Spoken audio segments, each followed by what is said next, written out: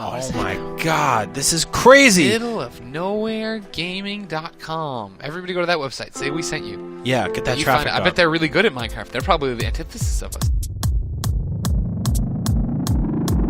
This is the Middle of Nowhere Gaming Podcast.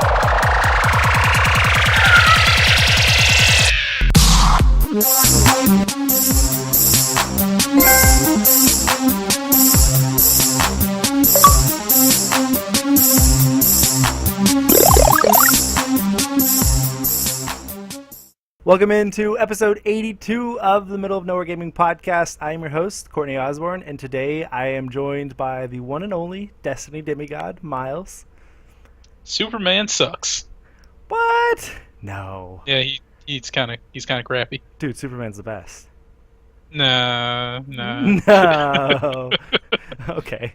Well, we just got a question in the chat, which is on twitch.tv/mongplays. The question is, where's Lou? Well, if you're watching the video on either Twitch right now or in a little bit, or if you're watching this on YouTube in the future, and you look and you see the center picture where Lou normally is, his pretty face, it now has a stick figure face with a sombrero. And that is because he is too busy with finals right now. He got swamped this morning. He thought he was going to be able to get more done than he did. And he ended up having to bail today, and he said that he should be back next week. And he was really upset because he even bought a sombrero because today is Cinco de Mayo, and he wanted to wear it on the podcast. And so when we wanted to go and fill in his picture, I decided to add a sombrero to his picture. So it's a little stick figure with the sombrero. Hopefully he is getting his finals done and his projects and all that stuff, and we'll be back next week. I will also Well, at least he has the sombrero in spirit. Yeah. So he had to wear it somehow. Maybe he's wearing it while he's working on his papers. Just like, that's damn it! Hilarious, I wish I was wearing this on the podcast right now. Little does he know, he is wearing it.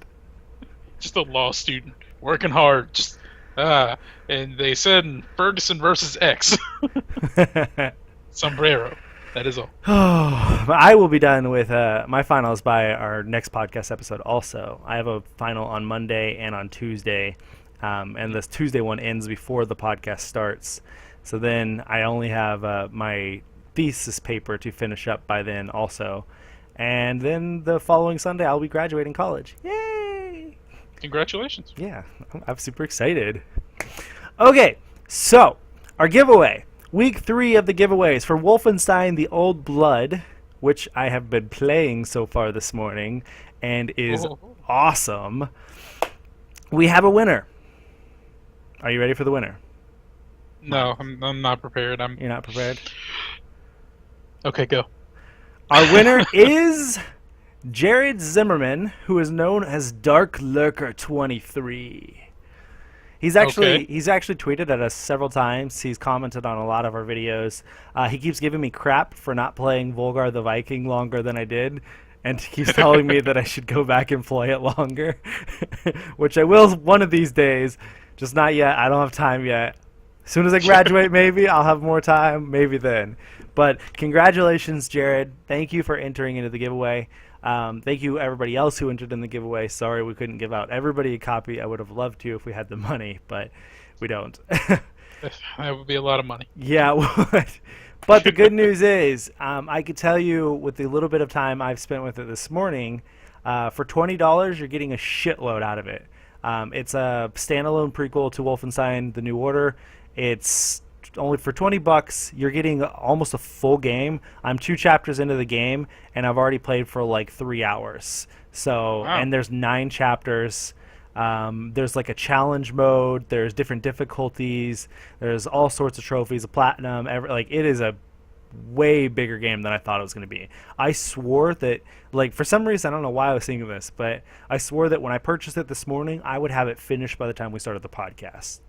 Little did I know, I would barely scratch the surface. And so I am super excited about playing this game, finishing it and everything, and I'm glad that we get to give it away and hope more people will get to play it. Yeah. But other than that, entering into week 4 and 5 of our month of giveaways. 4 and 5. It's one more giveaway. We have one more giveaway for our month of giveaways, and it's going to start later today or in the morning, depending on when I get to it. I'm going to try to get to it as soon as I can, but you'll have to forgive me. I have a shitload to do with the editing of the podcast, getting it up, posting it, sharing it, and all that stuff. Anyways, this last giveaway, when it What goes are we live, giving away this time, Courtney? we are giving away The Witcher 3 Wild Hunt for whatever platform you want it on. The giveaway will last from either tonight or tomorrow morning until midnight the day before it comes out. So Monday in 2 weeks. What is that, the 17th or something like that? Because I think it's the 18th when it comes out. Or no. The 21st? 19th? I don't fucking know. Whenever it is in the future. House of Wolves does. So if it does, then it's on the 19th. It comes out, the 19th. So the 18th is the final day. That's it. Okay. So, if you want to get into that giveaway for The Witcher 3 Wild Hunt, we will have that up. It'll be similar to all of our old giveaways that we've been doing using Rafflecopter, where you can get into it several different ways, add more entries into it to increase your chances of winning, your odds. And then a winner will be chosen at random, and then we will check up on their entry on if they actually did what they said they did, and if they did, then we will award them the game. So we will announce that on episode 84, so look out for that. What were you going to say, Mouse? I just said honesty wins. Oh, honesty does win. We like honesty. Don't lie to us. We'll know. We'll find you. Yeah, we'll do that. So, since Lou is not on this week's podcast, we decided to hold off on our question of the week, our trivia question up at the top, because we've had several of them planned ahead, and we've all answered them, and we didn't want to put his answer up there without him being able to explain his answer. So we're just going to hold off on that hiatus for a week, and it'll be back next week on episode 83. But other than that, playlist time. What's on your playlist, Miles? It is going to be Destiny for now and a long time coming because of House of Wolves? DLC's coming. Yep, I'm getting ready. You've got 2 weeks from today. 2 weeks from today. I mean, 2 weeks to do bounties and rank up some stuff and maybe get new gear that I prefer to wear of what I already have. Are you going to, or is it going to have preloading? So, like, you're going to be able to start it at midnight or anything like that? I have no idea. I would assume so, but I'm not sure. I don't remember how it worked last time. Yeah, I was going to say, did the last one do it? I don't know.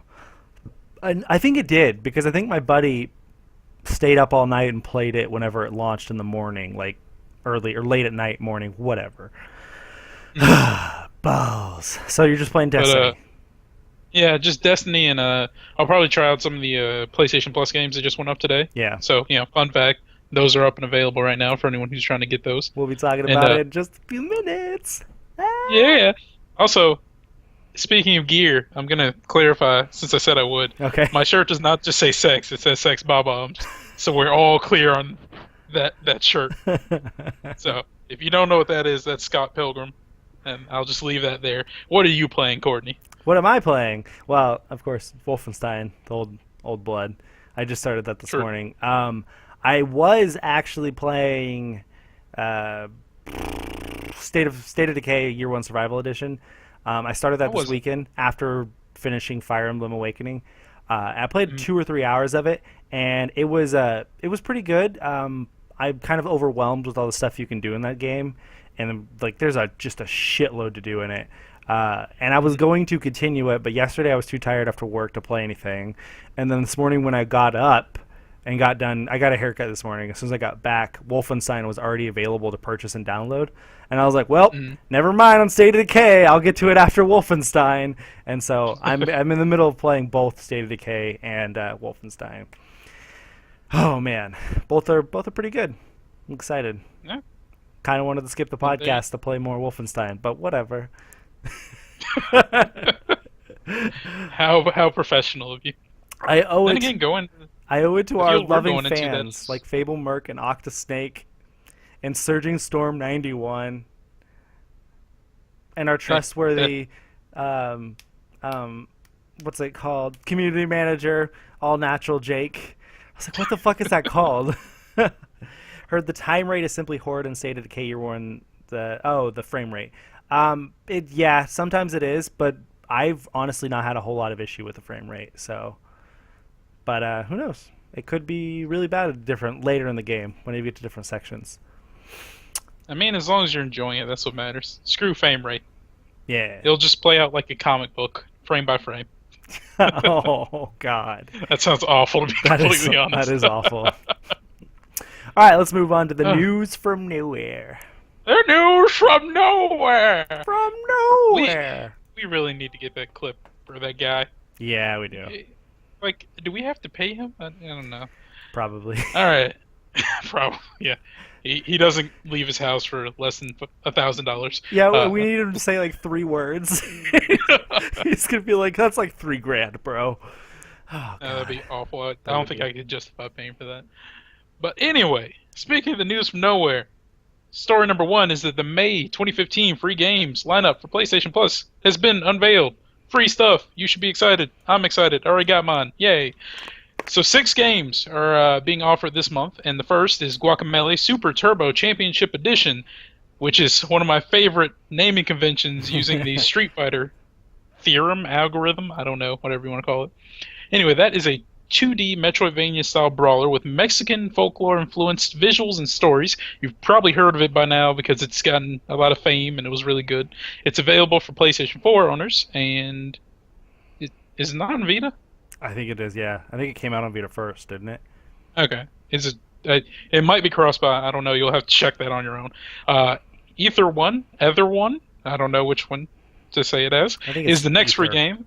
Ether One. Okay, Ether One for PlayStation 4 owners, and is a new release on PlayStation. One of those ones that goes straight to free, which is always awesome. Mm-hmm. It's a first-person adventure game that has you fixing the memory of an older woman who is suffering from dementia by solving complex puzzles. That sounds really deep, actually. that could either be really, really good or really, really sad. Hopefully it's both. I want to try it. I'm really excited to try that one. Yeah, dementia's a scary thing. I know from first-hand experience. Yeah. Well, it would be first-hand if I didn't. No. If I knew someone with it. Second-hand. Okay, second-hand experience. The next game is an indie darling from several years ago, and that was The Unfinished Swan. Again, you all probably heard about this. It's about a young boy chasing after a swan in a painting. It's going to be free for PlayStation 4, PlayStation 3, and Vita, and I believe the mechanic it has that you reveal the world around you by splattering paint around and such. Yeah. So I've seen it play. It's really artistic. Okay. I'll have to look into that one. Since I did download it, I'll play it eventually. The next game is an endless runner called Race the Sun. You control a spacecraft, and as long as you're in the sunlight, your craft will maintain speed. However, you'll lose speed if you fall out of the sunlight. So the sun is your life, as it is in real life. It's for PS4, PS3, and Vita. So there you go. Interesting game. Yeah, I saw it. It was one of the things, like the games that I put on my I would like to play this on Vita when I was deciding if I wanted to get one or not. Mm-hmm. So, next up is Hohokam, which is an art game, not a drug. And excuse me, you control a long serpent-like creature. There are no real objectives. You're just meant to explore and experience. It's very artsy-fartsy, but it's nice. You can pick it up on your PS4, PS3, and Vita. So enjoy that. And finally, there's Murasaki Baby, something that will give you nightmares if you ask me. But it's a strange game. It's a side-scrolling puzzle game. It's a platformer. It's got psychological horror elements. It's got everything. It will be available for Vita owners only. And I admit I don't know much about that one. I believe you lead the main character, who is Murasaki Baby, around by using the touchscreen on the Vita. Yeah. So that's why it's only on Vita. Yep. It's gotten some popularity, though. People like it. So all these games are going to be available until June the 2nd, and that's when we'll get a new batch of free stuff. So, get hype. Be prepared. Everyone loves free stuff. And like Miles said before we started the news, they're all available right now. They've already gone up on the store. So you can already go ahead and purchase them if you're listening to it live. And if you're listening to this after the fact, then it's definitely up by then. So look into it. It's a pretty good month for PlayStation Plus. I already had Guacamelee and Unfinished Swan. I didn't have any of the other ones. I'm interested in Race the Sun and in Ether One or Ether One, whatever. The rest of them, they're artsy games. Most of these are artsy games in some way or another. But most of these games aren't really my preference of games. Like even though I have Guacamelee, I wasn't super enthusiastic about playing it. I know it's really highly recommended from a lot of people. It's just not really my type of game. So, but I am interested in Ether One the most. Yeah, that one sounds like it just sounds like it's gonna have a deep story whether it tries to or not. Yeah. Because that's a very delicate subject. On the other hand, games with gold for May 2015 have also been unveiled. And Xbox gamers will be getting 3 new titles, with one sticking around for another month. Xbox One owners will have Castle Storm Definitive Edition to enjoy. Castle Storm is a tower defense title that offers the ability to control your character directly and defeat enemies. That's interesting. A tower defense game where you control your character directly. Yeah. I might play that. It's like All Orcs Must Die, I think it's like that. I have never played I that. think that's what it's called. It was I tried the demo. It was okay. I enjoyed it. Xbox One owners will also have Pool Nation FX, a billiard simulation title, to download for another month because it was available last month. Xbox, what are you doing? Xbox 360 owners will be able to download Mafia 2 from May 1st to May 15th. This gangster-driven open-world game has you play as Vito Scaletta, and follows his story within the mob during the late 1940s and early 1950s. From May 16th to May 31st, F1 2013 will be available. This game is an F1 racing simulation title that features all 11 teams, 22 racers, and 19 circuits featured during the 2013 season, as well as the classic cars and tracks. Because everyone wants to play the 2013 version. Yep. Okay. Yeah. So they get 2 really old games for 360. Is Mafia 2 old? When did Mafia 2 come out? It's 2 years old, I believe. 2010. So it's 5 years old at this point. 5 years old. So they get a 2-year-old racing game, a 5-year-old Mafia game, a pool game that was already available last month, and then a definitive edition, so a remake of Castle Storm. So what I'm hearing right now is an inferior lineup for an inferior system. I'm not gonna That's say what Microsoft is selling. I'm not gonna say it's an inferior system, but this is by far an inferior lineup for the free games the month of May. PlayStation has this one beat, even though, like I said, the PlayStation games I'm not so interested in this month. It's still those games I've heard nothing but really good things about them. While Xbox is offering a game that's already been there and 2 old games and then a remake of an old game. So it's just, I don't know. Apples and oranges when you compare them. One has a really good lineup, one has a very basic lineup. But hopefully Xbox will get their act together and we'll start releasing better games. I doubt it. I honestly doubt it'll ever catch up with PlayStation Plus. I think the PlayStation Plus they have the it all figured out on like how to sign these deals, how to lock these games in and things like that. And I just don't think Microsoft is offering the right stuff, or they won't offer it, they don't want to offer it, things like that, or they don't have the backlog to do it. Because there's one thing, when you think about PlayStation games, PlayStation has such a huge lineup of not only indie games, but PlayStation gets all of the Japanese games, PlayStation gets all of the European games. It's like there's all these games that are developed all over the world that come specifically to PlayStation, while Xbox is almost all US games. It's almost all North American games. Granted, there are some third parties that from out of the US that develop games, and I can't say it's not only US, but I'm just saying that when you look at the lineup of JRPGs and things like that come to PlayStation devices compared to Xbox devices, like they have a huge lineup to choose from. Yeah. I mean, maybe like when we're on the Xbox 8240, they'll be able to be like, yeah, we can actually contend with this service, but until then. Until then. Or right. until they're like, New Gears comes out for PlayStation Plus already. That's never, or Xbox Gold, whatever. It's never going to happen, but Yeah. So let's move on to a game that has a shitload of hype. Huh? That's a good segue, right? Okay, so Yooka-Laylee, a new 3D platformer in the vein of Banjo-Kazooie, has been revealed. Formerly known as Project Yooka-Laylee, this is the developer Playtonic Games' first game. The studio is comprised of ex-Rare developers who were behind games like Donkey Kong Country and Banjo-Kazooie. The game stars Yuka, a chameleon, and Laylee, a bat, who possesses special abilities such as Yuka's grappling hook tongue and Laylee's temporary hover.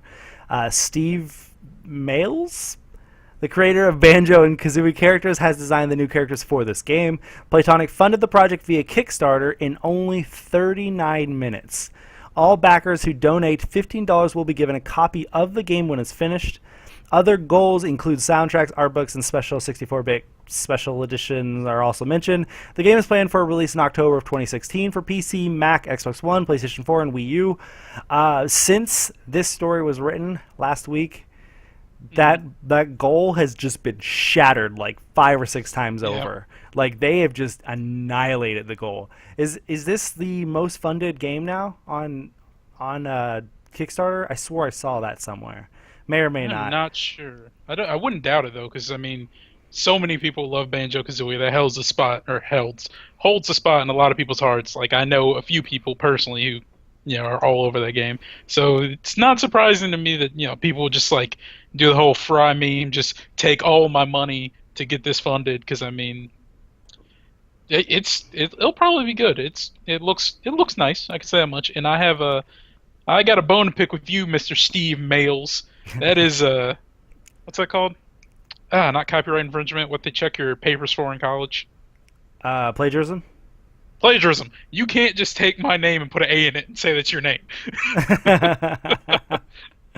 I'm looking at the Kickstarter right now, and they have almost 42,000 backers for over $2 million.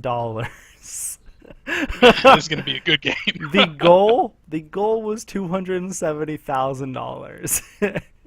Ooh, that is like 10 times, almost 10 times the goal it's made, and it's got 42 days left to fund it. It's like they need to add more rewards, more goals or whatever to reach, because they've just shattered everything. That is ridiculous. I mean, I'm happy for them though, because I know, like, weren't they like working on this in secret or something, and because they didn't want to deal with the inevitable copyright infringement issues, and then am I thinking about this, or is that another game? And then they were like just told to come out with it because people wanted it. I don't know. That may be this game. I vaguely remember what you're talking about. But then again, I really don't know. So I couldn't tell you. Go for it, Platonics. Yeah, I don't know. I never played Banjo-Kazooie. I missed out on that. I believe, was it a 64 game? There was a 64 one, a 360 version, or not version, but a 361. Yeah. And I think that was it. Yeah, I missed out on it on 64 because I didn't have a 64. The only games I ever played on 64 were like Pokemon Stadium, Hey You Pikachu, and I think that might be it. Might be the only 64 games. No, Super Smash Bros. Played that and Conquer. But other than that, I never played any other games. While there wasn't really a whole lot of 64 games, anyways. Now that you really think about it, but I missed out on Banjo-Kazooie, so I never got to play it. So I don't really have the nostalgia factor that I know a lot of people have when they think about playing Yooka-Laylee. But I have watched the video on it, and it does look really fun. It looks really cool. I'm super interested in it, and for $15, I might go ahead and throw down $15 for it just so I can guarantee a copy. It looks cool. That's a good point. I always forget that Kickstarter, you might be able to get like a little bit of a deal if you get in before it's actually made. Yep. Especially with something like this, where they get $2 million for the $270,000 they asked for. Yeah. There should be no issues with this. Yep. It reminds me of a lot of games like Crash Bandicoot, Spyro, and things like that. Those 3D platformer games. I don't know. I'm super excited. Are you at all interested in it? I'm not, but that's just because I had ample chances to play Banjo-Kazooie. I just didn't want to. Yeah. So I'm not gonna. I'm definitely not saying it's bad. It's just not something that caught my interest. Yeah. But like I said, I know people love Banjo-Kazooie. So I mean, someone's gonna play it. I'll watch the reviews or something, or I won't, and people will still love it. Because I don't need to be there for it to be good. From Octosnake in the chat, he says it looks fun, but the name is horrible. I kind of agree. You gotta keep with that. But yeah, they got to keep with it. Yep, they have to keep with the naming theme, like that style. It makes sense why they would do it. It's still horrible. I still think it's silly sounding, but that's what they want. Honestly, so. I commend them for it. I would never have come up with that. Yeah, I wouldn't have come up with Banjo-Kazooie either. So. Me either. Yeah. All right, let's move on to another indie game. All right. So, the mighty brother to Mega Man, and if you're wondering what I mean Mighty Number 9, is going to be releasing soon. September 15th, we'll see the physical and digital release of Mighty Number 9 on the PlayStation 4, Xbox One, and Wii U. Wii U is finally getting some love. Right. While it will only...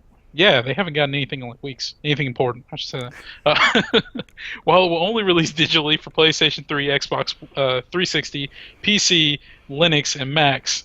I'm surprised we even bothered putting Linux in there, but fortunately for handheld owners, the 3DS and PlayStation Vita owners will see the game released at a later date, so you'll get it, just gotta wait a little bit longer. Along with the announcement of the release date came that there will be DLC, which will be, I lost track of what I was reading, seemingly by day one. The DLC called Ray, it provides Ray to be playable after being defeated by the titular hero, my number 9. Those with the retail release or who backed the Kickstarter campaign will be getting the DLC for free. As Surging Storm 91 pointed out in the chat, Mighty Number 9 will sell like a mother. I totally agree. Yes, it will. There are so many Mega Man fans out there that are just freaking itching for a new game. Yeah. And especially by Mega Man's creator. And this is just going to freaking go insane when it's released. Definitely. I never liked Mega Man. I never played them. I never was like you were saying about Banjo-Kazooie. It just never appealed to me growing up, not once. And but seeing Mighty Number 9, I'm kind of like, man, this kind of looks fun. I might jump into this. Yeah. I tried it like a few times, and I don't know, like I have that wall where I get stopped at the first boss that wasn't even a boss, and I just never be able to beat him. Yeah. But I don't know. I recently beat a few Castlevania games, so maybe I can get back into it. Try it again with my number 9 with those beautiful visuals. How similar is this style of game to like Strider? I feel like it's going to be very similar because it's got that side-scrolling feel. Yeah. I'm assuming the differences will be in the mechanics, not the actual like play style. If that makes any sense. Yeah, whatsoever. it does. I get it. Yeah. Yeah, I wanted to like Strider, but I could just never get into it. And I don't. Maybe it's the environment or how it's set up or something. But everything about Mighty Number 9 it has more appeal to it. At least to me, it's got that sex appeal. Yeah. Mighty Number 9 sex appeal. So, whatevs. That's the weirdest way you could have made that. Yeah. All right, let's move on to some cooler superheroes. Right. So, after the announcement of Batman Arkham Knight's $40 season pass, which was ridiculous, it drew a lot of criticism from a lot of gamers, of course, because that's technically $100 for a game if you want to get the season pass. Warner Bros. Has responded by actually providing insight on what we should expect, because if you did not hear the story originally, they were kind of vague on what we were getting. They had they were like, you get a story, you get a racing thing, and a trial mission thing, but they didn't exactly tell how many of what you'd be getting. So, in a post via the game's Facebook page, the developer has outlined some of the content, thankfully. Chief among them is the ability to play as Batgirl for the first time in gaming history, I guess, or if that's like first time ever, or is it just in the Arkham I think it's series? First time in the Arkham series, so okay. Just that. First time in the Arkham series, so that's pretty cool. Batgirl's awesome. While Warner Bros. Is keen to point out that they haven't revealed everything that the Season Pass will be containing, they did reveal some of it, which is the following: Batgirl, A Matter of Family, where you will be playing an all-new prequel story expansion in an entirely new location. You'll be playing as Barbara, who's Batgirl, for the very first time. Oh, in the Arkham series, there it was. Yeah. And you'll check out you can see the first render of Batgirl on the internet. She looks really good. She's the hotness. I'll leave it at that. Yeah, I mean... Yeah, assume she's hot before she... Okay, before we move on, Batgirl in Arkham or Harley Quinn in Suicide Squad from the pictures that were released this week? Batgirl in Arkham. That's not Dude, Harley Quinn's totally hot in the new one. I have not seen the new pictures. You haven't seen them? Okay, yeah, you've got to look it up. Yeah. I saw the Joker from Suicide Squad, and I was just like, nope, I don't care about this You anymore. didn't see the full cast picture? Nope, because I saw the Joker. Oh I was just my like, nope, God. I'm done. Sorry, I'm totally interrupting this story so that you could see this. They know they're here for geekiness. This is fun. Yeah, dude, totally. Okay, Dude, is it this was new? all that you could find Hmm. on Facebook the other day. Like, whenever they released a picture, all of a sudden, it was the only thing anybody could talk about. She looks interesting, I guess. I would probably still go for Batgirl though. Really? Okay. Yeah, I mean I like her other outfits a bit more. I know Harley Quinn is crazy, Jake, in the chat. I'm just saying she looks fucking hot in Suicide Squad in this movie or TV series or whatever the fuck it is. Anyways, you can continue with the story. I'm sorry. I just want to say, look at Will Smith's bald head. I know, right? That's all. I'll leave that story there. All right. So, and moving on, some other stuff that the season pass will contain is the Season of Infamy, where you play as Batman and also new story missions featuring legendary supervillains invading Gotham City with new story arcs, missions, and gameplay features. Gotham City Stories, where you play as Batman's key allies in a narrative missions that extend their storylines from both before and after the events of Batman Arkham Knight. It kind of makes you wonder if they're going to be dealing with Batman's death at the end of this, because he's dying a lot these days. Legendary Batmobile-themed tracks, which drive the most iconic Batmobile from Batman's 75-year history on custom-built racetracks, each themed to that Batmobile-specific era. Every Batmobile will be drivable across every racetrack, so yeah! Making the game about Batmobiles. What is it? Forza Batmobile Edition. There you go. Crime Fighter challenge maps, which you engage in a series of new challenges, utilizing the unique playstyles of Batman and his allies. So Batgirl, Nightwing, etc. Those folks. And character skins, which is the best part about all this. A variety of skins from across the eras for Batman, Robin, Nightwing, Catwoman. Just pray that they don't release like the original Robin outfit, because no one wants to see that. So what do you think about it all? I'm still not gonna buy it, but I mean that's cool. Still not gonna buy it. Yeah, I'm right there with you. I'm still not interested whatsoever in getting the season pass. It's too fucking expensive. I don't know. I cannot justify spending $40 on a season pass. Doesn't matter what it is. Yeah, it's just like. Also, like I've said this so many times before, I've been burned way too often on season passes where I finish the game and then I have like all this content ready and available that I already paid for, and I don't play it because I'm either just done with the game or just for whatever reason the season pass just goes completely to waste. If I don't want to spend $25 on it, I definitely don't want to spend $40 on it. Yep, I know. Like I don't want the themed tracks. I don't want the challenge maps. I don't want the character skins.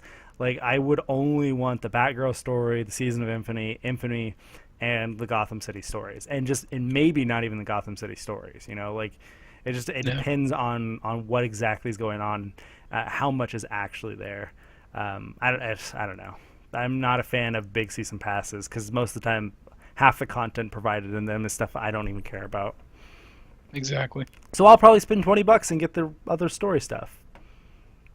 Yeah, I mean that's. A la carte. That's the best way to do it. That's all there is to that. All right, so let's move on. Story number 6. The next installment of the Tales series may be coming to PlayStation 4 as well as PlayStation 3 if a Dutch retailer and Best Buy are to be believed. Tales of Zestiria is an upcoming Japanese action RPG coming from Bandai Namco. It's slated to hit North America on PS3 in fall of this year. Ned Game, which is the Dutch retailer, has the PS4 version of the game hitting on September 30th. Though September 30th is the end of the fiscal quarter, so that could just be a placeholder date. Best Buy originally had the date listed as October 27th, but since the news broke, the release date has disappeared off the page's listing, and it now says out of stock. Today, in a Facebook update, Bandai Namco Entertainment Asia posted the following message. There's been rumors that we can't comment on until this. And below that, there was an advertisement for the Tales Festival, which runs from June 6th to the 7th this year. Judging by Bandai Namco Asia's tease, we'll hear about the PS4 version there. As I was discussing with one of my friends who's a Tales fan, just like I am, if it wasn't coming, they would have just said so. You know, like they would have just said, you know, either no, the rumors are false, or we don't comment on rumors and speculation, or something like that. But instead they said, there's rumors, and we can't say anything until our festival. Like, the only way I could see the PS4 version not happening now, after what they said, is if they were just fucking trolling. Like, if they could totally be trolling to make the Tales Festival a bigger event. Be like, well, we've heard some crazy rumors, but we won't talk about it until the festival, so come to the festival. Just, like, build up all this anticipation, and we're going to get to the Tales Fest, and they're going to be like, they're false. Yeah. That would be the ultimate troll. Oh, my God. I still feel like the ultimate troll is that Final Fantasy VII stuff that Square Enix pulled. That will never be forgotten. Never be forgiven. That was awesome. That was such a good troll move. Oh, man. That was awful, especially since I'm still not completely sure they knew what they were doing. Yeah, they thought they were doing the right thing, and it was so far from it. It was so funny. I was laughing. Oh, man. Like, this is good news, though, because I've been... I've played Tales before, never on a console. Yeah. And I've been waiting for something to come out for PS4 so that I can jump in or at least just try it and experience it, because I hear such great things from you. I hear from one of my roommates. So I would like to... I've been wanting to for a while, and now I finally have my chance. Because, you know, it's not an issue of like, this will be the one that makes me buy this. It's an issue of I already have the console because it's a better console. Yep. And if you've watched our podcast, you know what I'm talking about. Yeah, I mean, a few weeks ago, you even asked me, "Is this coming to PS4?" And I was, and because you were really excited and you wanted to play it, and I was like, "Unfortunately, no." And you instantly were like, "Oh," but so yeah, this is good news. Well, good rumor at least. Hopefully, gonna be good news. Hopefully, it'll be a month from tomorrow, June 6th and June 7th. So, hopefully, in a month, we will know if this is coming to PS4 or not. By now, you know, if you asked me this a month or two ago, I would have said there's no way in hell it's going to happen. But everything that has happened in the past 2 weeks, all the leaks from different retailers, this Facebook post, everything like that, there have been other leaks from just random people on Twitter that are in the industry who have been commenting on it and stuff too over the past few weeks. And it's just like, now I can almost guarantee it is going to happen, and I would be surprised if it didn't, which is a complete 180 from where I was a few months ago. And I'm super excited because I was going to play this game anyways, and I didn't care what console it was on because like I said, I'm going to play it. It's Tales series, which is my most beloved series out there, but the fact that it's coming to PS4 is going to make it so much better, so much easier to play. Definitely. So, moving on, story number 7.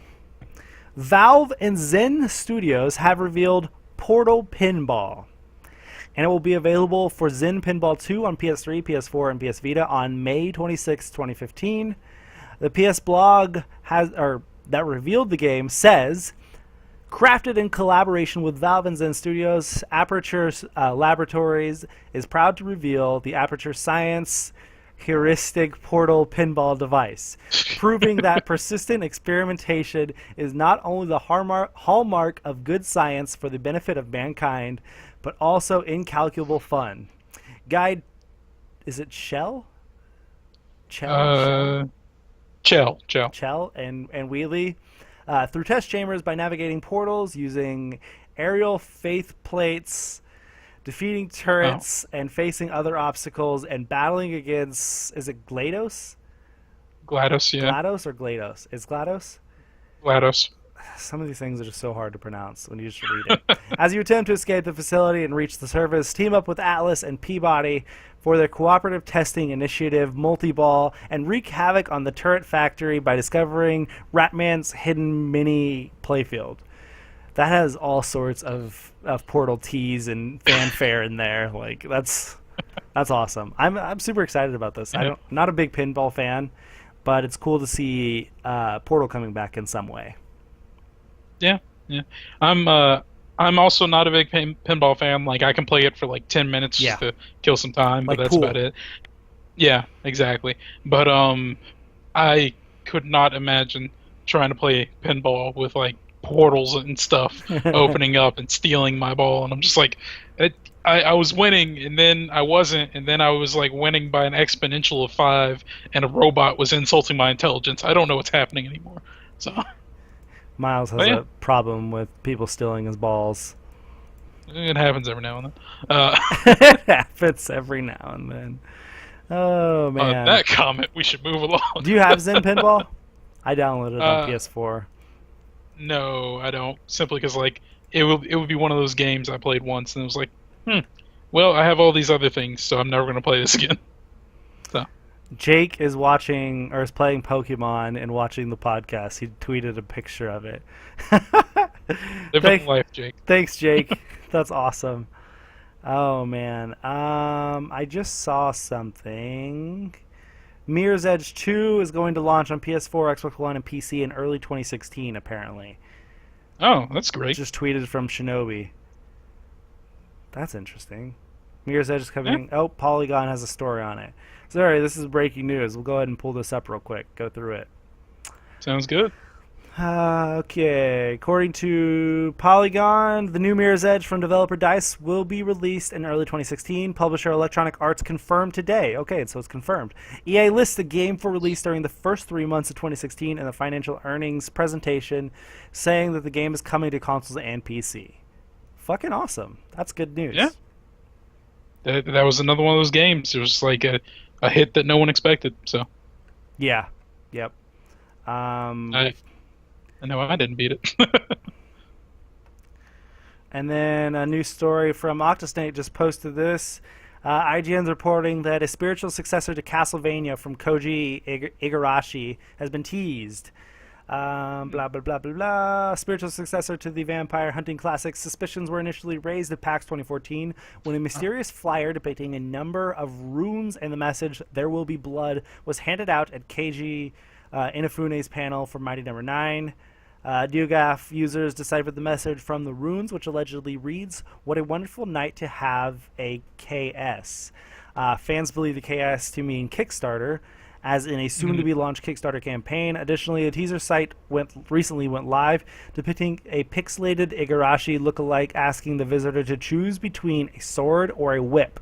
Once you've voiced your opinion the first time, he invites you to return to vote again. The hashtag Igavania can be found at the bottom of the page. Being that swords and whips are the staple of the Castlevania franchise, many fans point to this as proof of the impending Kickstarter or the announcement regarding the spiritual successor. Interesting. Yeah, I would like to see that. I mean, Yeah. Castlevania's fun. No bones about that. Yeah, I liked the more recent Castlevania series, or remakes, Yeah. or reboots, or whatever you would want to call them. The re-re's. Okay, so moving on to actual story number 8 on our outline. Dead Island Sounds 2. good. Dead Island 2 has officially been delayed until 2016. Sad face. But happy face. But happy face in a way. The statement from the developer team had this to say about the delay. "We have always set ourselves a big goal for Dead Island 2, to create the sequel that takes Dead Island to a new level. A game that takes what our fans tell us they love about Dead Island, multiple different characters to play with, co-op, and turning a paradise setting into a zombie slaughter melee, and a game that adds a ton more content and combat options on top of that. And we wanted to have all of that done for release in spring 2015. We've been looking at the game long and hard," that's what she said, "and we've decided we didn't reach that goal and that we set out to achieve quite yet. This is why we have decided to delay Dead Island to 2016. Right now, we're focusing purely on development, and we will have more info to share at a later stage. We know that our fans will be disappointed by this news, but by giving Dead Island 2 more time, we are confident that everyone will get a better game to play as a result." Yeah, who do you voodoo, bitch? It's from Surging Storm. That's from Dead Island 1. Oh, okay. I had no idea what he was talking That's about. the rapper's song in Dead Island 1. He's one of the characters you could play as. Okay. So, yeah, at first when I heard this, I was super disappointed because I really liked Dead Island and I like Dying Light a lot. Like, a lot. But that being said, Dead Island had a lot of issues, like a lot of issues, and Dying Light didn't. So, and Dying Light was delayed. They're not made by the same people, but the people who are making, or the people who made Dying Light made Dead Island, but the people who are making Dead Island 2 didn't make Dead Island. It's really weird. But anyways, they're all under the same publisher. So I'm hoping that this delay will make Dead Island 2 like shatter the way Dead Island 1 was and make it more comparable to Dying Light, make it that kind of quality, which was amazing quality. So hopefully it gets up to that and they don't release it as a buggy game like the previous Dead Island games. No, what I would actually really like is, I know it completely like turned the series on its head because they've already moved by it, but I would never want to play it simply because I don't really care for zombie games. But that first trailer that they showed, the one that was in Rewind, and it's really like heart pulling. Yeah, the skater guy, the guy on the rollerblades or whatever. Wait, are you talking about Dead Island 2 or what are you talking about? No, I'm talking about Dead Island 1. I'm talking about way back. Oh, okay. Way back. Yeah. The one where it's like in reverse and they're playing Gary Wildman or whatever his name is or something. And it's like really sad. And then the game has nothing to do with like how that trailer was kind of like pulling at your heartstrings because, the little girl gets killed and thrown out of the window as a zombie and stuff. And I was like, that's rough.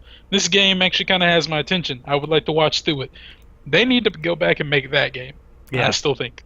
I know I'm probably like the only person in the industry who's like, yeah, go back, kill children. But, but they really, I feel like they should. But I know they won't, but they should. But if they're not going to, they should indeed go with Dying Light's game style because that was really enjoyable to watch, even though I never played it. It's so good. I need to go back to it and platinum it sometime. Probably do that this summer. Oh, you and your platinums. Speaking of zombies, Miles. Speaking of zombies, there's a new game coming that no one saw coming because they also didn't see the original game that the DLC is for coming. I intentionally messed that sentence up. The latest DLC for Goat Simulator is a zombie survival game titled Goat Z. There are so many jokes that could be made off of those. We're going to keep them PG. So it's clearly a joke on DayZ. But it will be released on May 7th. So that's... Isn't that tomorrow? They keep doing this. Oh, it's... 2 days from now. Thursday. My bad. I thought I saw 6. But yeah, they keep doing this. I don't know how they keep doing this. The developer said the DayZ-inspired add-on will have as many bugs as all other survival games. That is wonderful. And will have a completely realistic survival mode where you have to eat every damn 5 minutes to survive because Dean Hall and Gary Newman said so. I love these developers so much. I never played any of their games, but they are wonderful people. Yeah. It will release on PC, Mac, and Linux on Thursday for $5. And just $5 for this wonderful, I'm assuming wonderful piece of software. I ended up getting Goat Simulator for like $3.75 or something like that on a sale a few weeks back or a month back or something like that. And I played it like 2 or 3 times for like 5 minutes at a time. And it's just outrageous. It's so weird. I almost want to buy this expansion or whatever just because it's so funny sounding. I like zombies. I just want to see what these bugs are because that's hilarious. Yeah. I mean, they're taking a jab in the best and most lighthearted manner that they can at like all of the issues that DayZ and H1Z1. Yeah, H1Z1 and whatever else they are dealing with. So good on you, Goat Simulator folks. Speaking of H1Z1 and DayZ, State of Decay reminds me a lot of that. A lot of those games. I can see that. Because I've played a lot of H1Z1, and when I started State of Decay, it's like, you're wandering around searching every single house for all the supplies you can find, and you're trying to lug it all with you to take it back somewhere or whatever. And that's all I ever did in H1Z1 is always trying to search every house for everything. So it's really similar in that way. Yeah. But getting as far away. What? I was gonna say maybe they'll have goats that'll come up to you in the night and then like bind your wrists and do that stuff that they do to you in DayZ.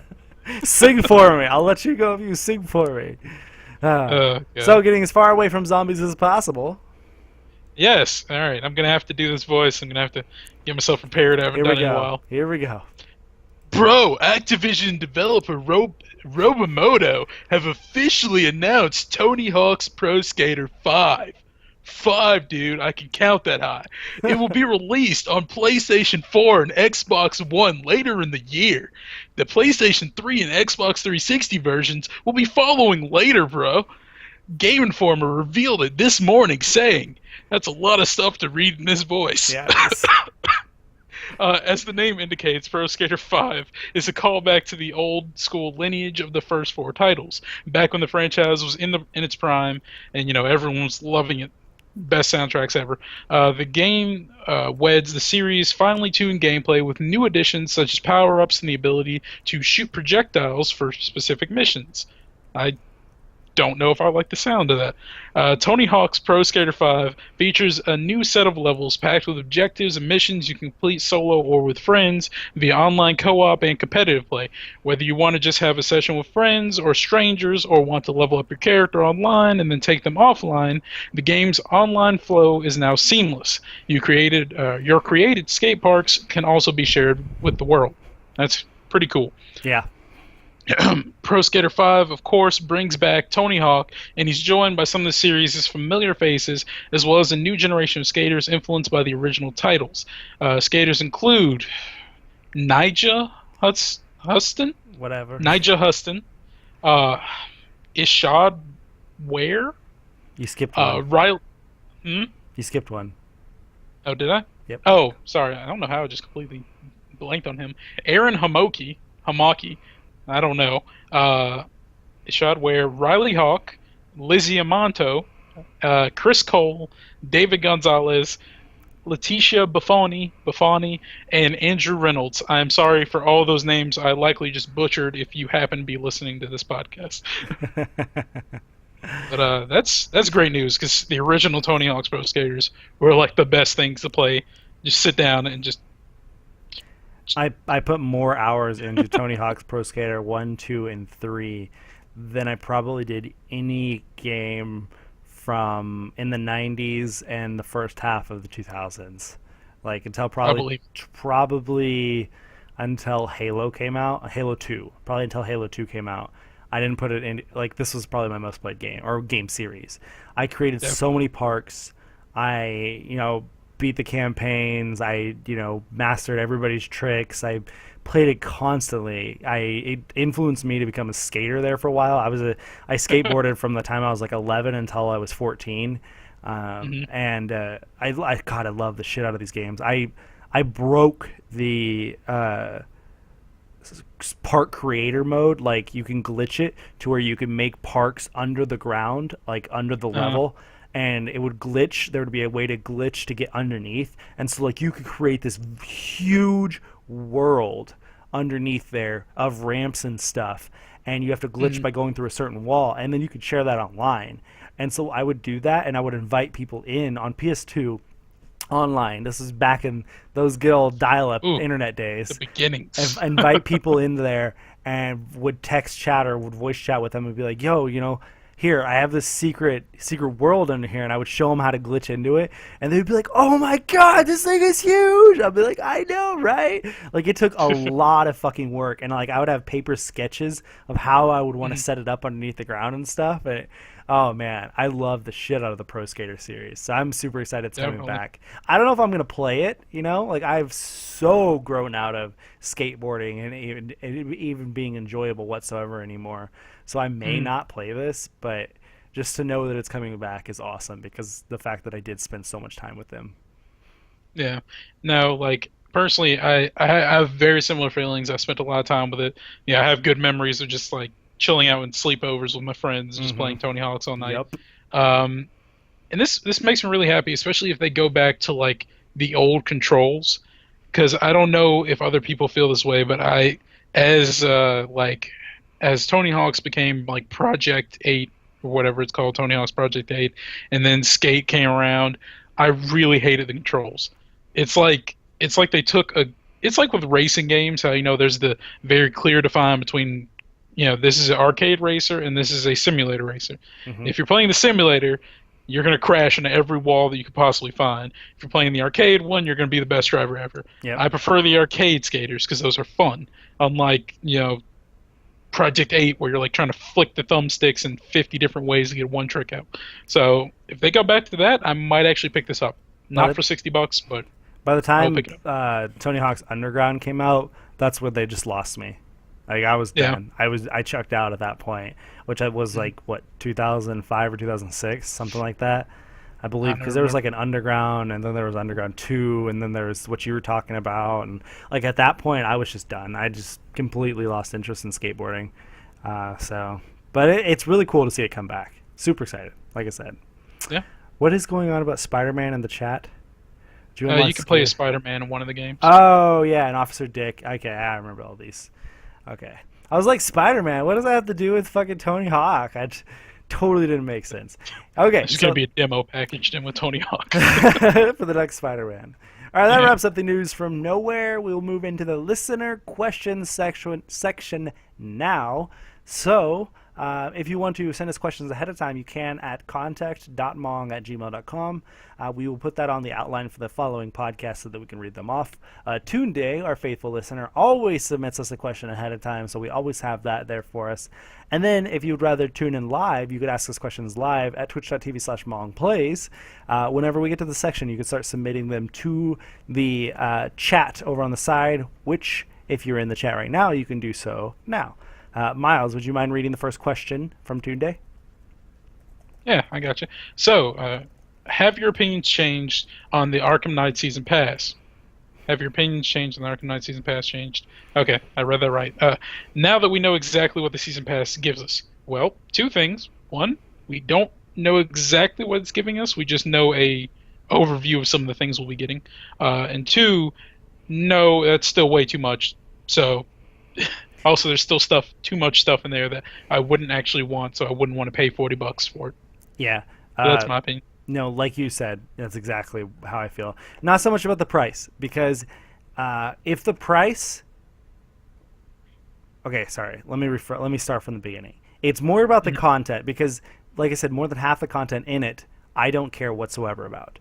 If it was only story missions, if it was only story like expansions and things like that, for instance, The Witcher, how The Witcher 3 has a $25 season pass to be able to have like another 30 hours of gameplay. Like, I don't mind whatsoever spending $25 on that.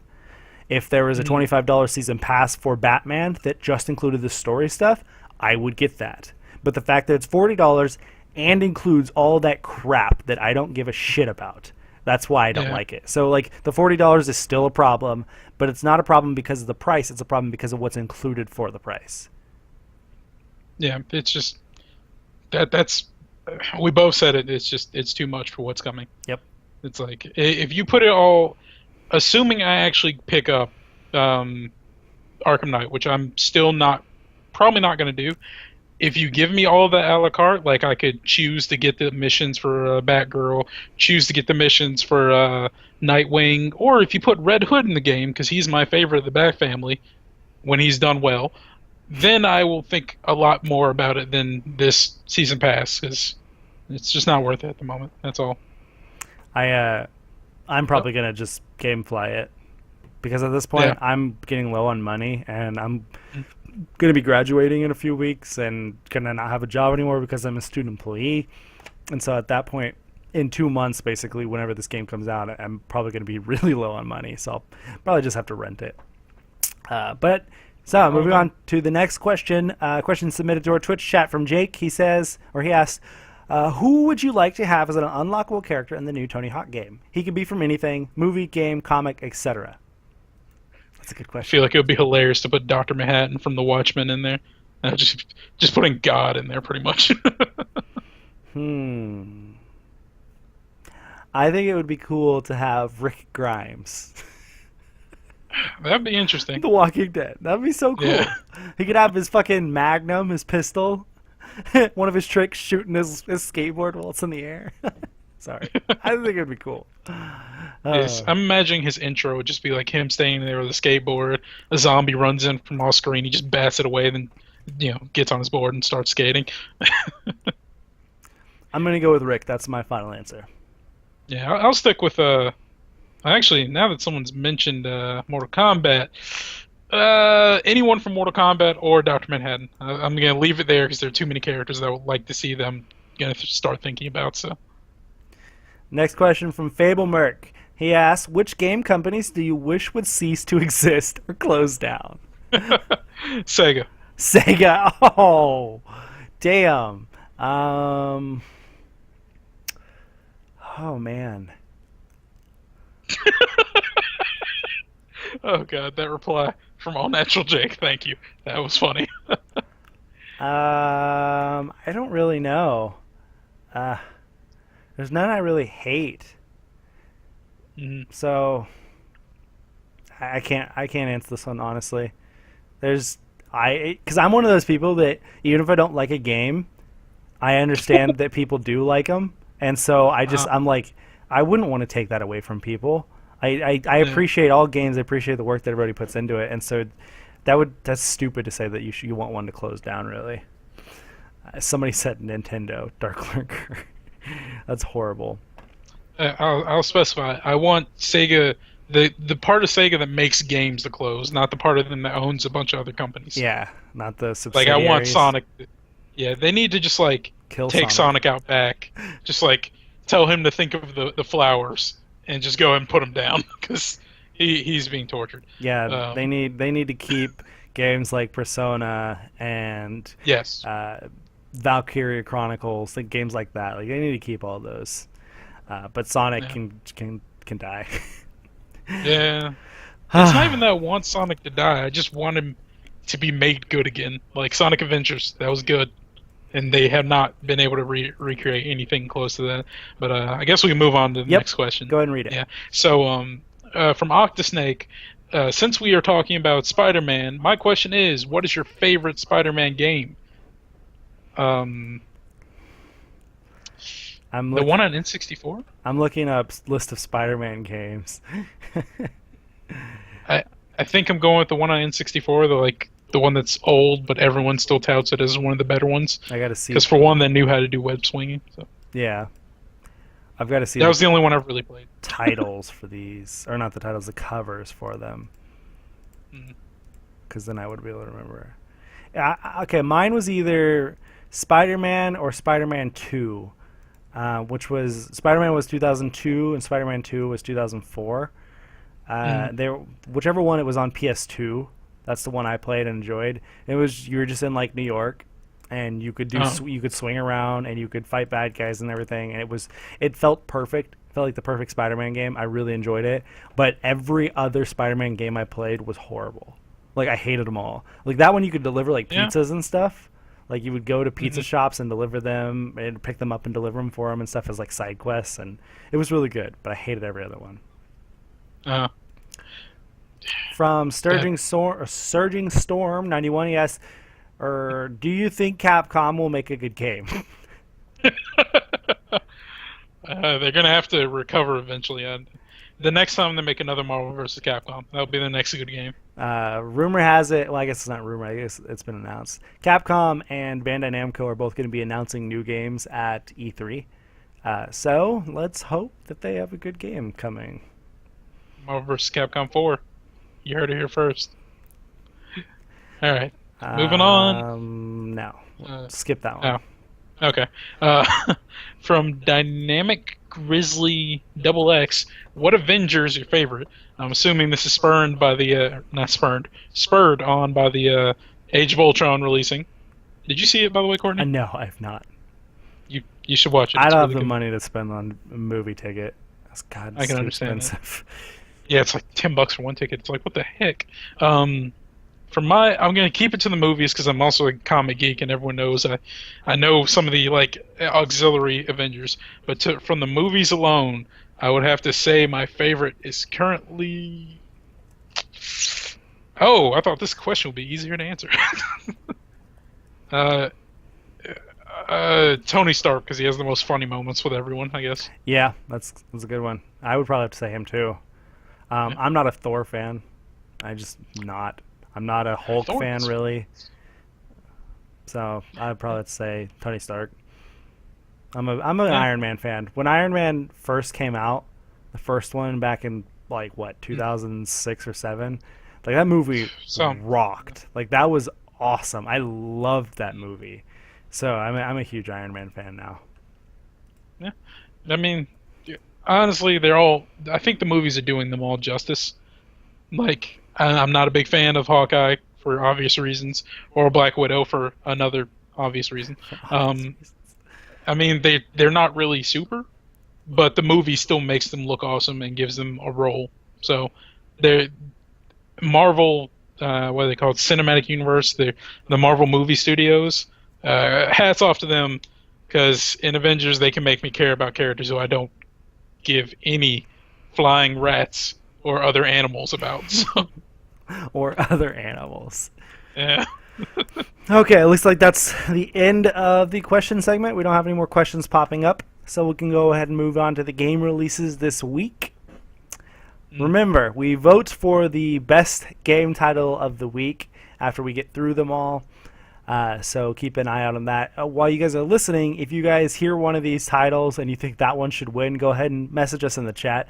There's no real point system for this. We don't really agree on one unless it's just outrageous. So we just all name which one's the best title of the week. So on PS4 this week, we've got Air Mech Arena, Arcade Archives City Connection, Cosmophony, Either One, Middle-earth Shadow of Mordor Game of the Year Edition, and Wolfenstein The Old Blood.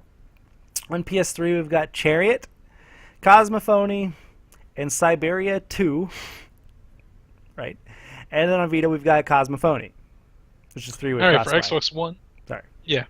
You good. For Xbox One, we're looking at Wolfenstein The Old Blood, Middle of Earth, Shadows of Mordor Game of the Year Edition, and Slice Zombies. For Xbox 360, you're looking at this wonderful title that I've been hearing great things about that is called You Get Nothing This Week. You should probably get Xbox One or PlayStation 4. On Nintendo consoles, Wii U, you get High Strangeness. Interesting. And on 3DS, you get Shin Megami Tensei Devil Survivor 2 Record Breaker, which I've heard is very anticipated. I don't know if it's good it makes me wish I had kept my 3DS. Yeah, probably should have done that. Oh well. For PC, you're looking at Warside, Wolfenstein The Old Blood, Apollo 4X. Yeah. I don't know if that's supposed to be pronounced differently. Blitzkrieg 3, High Strangeness, The Music Machine, Project Cars, Sim, SYM, not like Sims, Grass is No More, Decisive Campaigns, Case Blue, Terraform, Selfie, Sisters of the Amniotic Lens. I don't. Shrooms, Rat Venture Challenge, excuse me. Last Word, which is a really good gun in Destiny PvP, and Mainland. Man, there's some good ones. I'm thinking either Slice Zombies, or Grass is No More, or Selfie Sisters of the Amniotic Lens. I'm going for Selfie, Grass is No More, or Cosmophony, or however you're supposed to say that. Yeah. Those are my top 3. Some interesting sounding games this week. And as always, I always get these off of Metacritic and the PlayStation Drop and stuff like that. So like all the different websites that post the new release games. So if any of these don't come out, it's not my fault. Those websites listed it, so whatever. And if they're actually like a visual novel or a porno game, I'm sorry, I don't research every game that comes out because there's too many of them. Yeah, don't say anything nice about that. We'll just let those slide under the rug. Surging Storm says Selfies is the best. Okay, so that wraps up episode 82 of the Middle of Nowhere Gaming Podcast. Thank you all for tuning in. Sorry that Lou couldn't be on it this week. However, he is celebrating with his sombrero in his stick figure picture.